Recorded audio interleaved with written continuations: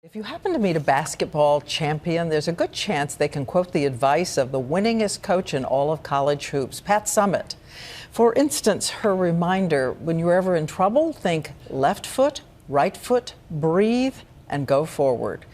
She also says when you ask yourself, do I deserve to succeed, make sure that answer is yes. And now that Summitt herself is facing tough times, she sits down with someone who learned a lot from her friend and protege, our own Robin Roberts. Pat Summitt hugs all around on the tennis. She is the champion of making young women believe in themselves. I don't know about y'all, but I want to win a national championship. You could string together around the globe all the grateful athletes from her 38-year coaching career, proud of themselves tonight because of her. Pat Summitt, Robin. recalling faces and stories from her past.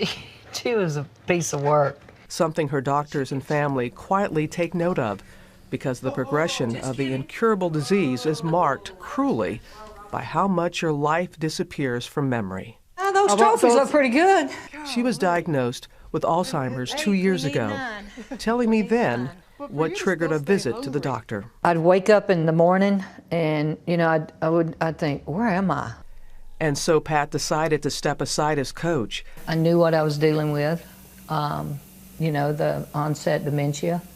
And, that was hard at first. You wrote early on in the book, have you ever walked along a shoreline only to have your footprints washed away by the surf? That's what Alzheimer's is like. The waves steadily erase the marks we leave in the sand, all the sand castles.